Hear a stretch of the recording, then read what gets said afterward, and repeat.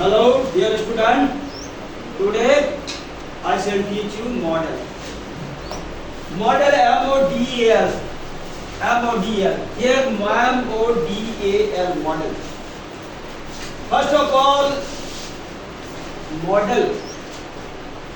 Before model, you have to understand verb. What is verb? Before model, you have to know verb. What is verb? A verb is a word which says something about noun or pronoun. In other words, verb denote the action of a noun or a pronoun.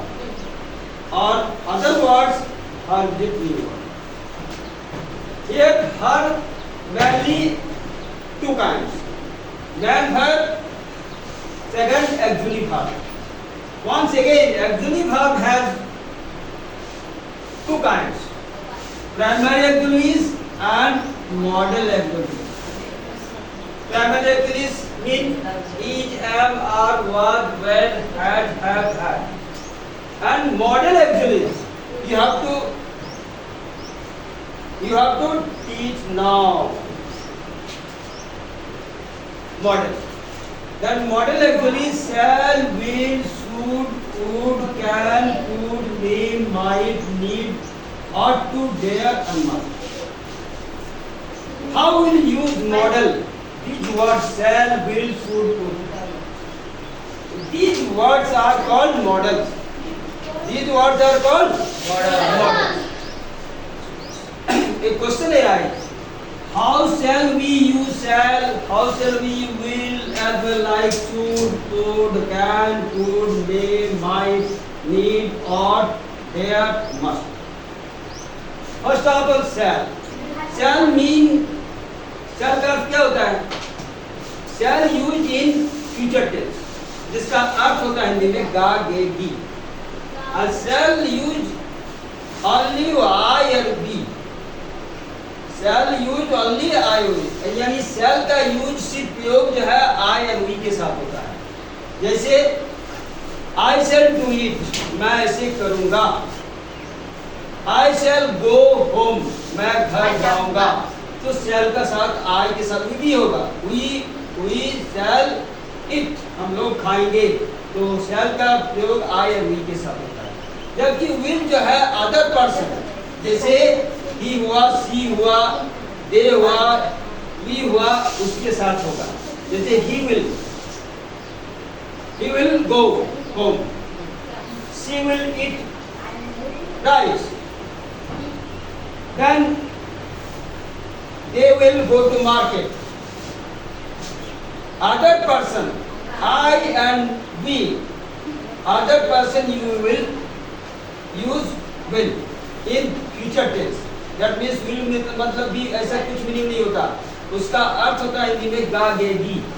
जैसे हम लोग school जाएंगे तो क्या होगा? We shall go to school. And then should जो है shall का past tense should होता है. should का अर्थ होता है चाहिए भी होता है. जैसे हमें समय पर स्कूल जाना चाहिए. We should go to school in time. ये then would, will का past tense would, like he said. How will we use would? He said that he would go to market. Yeah. In this sentence you use would. Why? In past tense. Will का past tense क्या होता है? Would. यहाँ would क्यों हम past tense में use किया? क्यों यूज किया? क्योंकि ये हमारा सेंटेंस में सेट जो है ये past tense में, इसीलिए ये हमने would यूज किया. would तभी यूज होगा जब वो past tense में रहेगा. जैसे he said that he would go to market. उसने कहा कि वो बाजार जाएंगे. ये would क्यों लगा है? क्योंकि हमारा ये जो सेंटेंस में said है, इसीलिए ये generally indirect narration direct narration में लगता है. इनडायरेक्ट नरेशन में लगता है. ठीक है. Then can used in the sense of possibility ability and capacity. Can का यूज हम 3 अर्थ में करते हैं या 4 अर्थ बोल भी सकते हैं। कैन का प्रश्न पूछने में भी होता है, जैसे कैन आई डू इट, मैं ऐसे कर सकता हूँ, या आई कैन डू इट, मैं ऐसे कर सकता हूँ। कैन आई डू इट, क्या ऐसे कर सकता हूँ, यानी इंट्रोगेटिव सेंटेंस में भी यूज करते हैं और एडजेक्टिव में भी कर सकते हैं। कैन जो है पॉसिबिलिटी का अर्थ क्या होता है, सामर्थ्यता।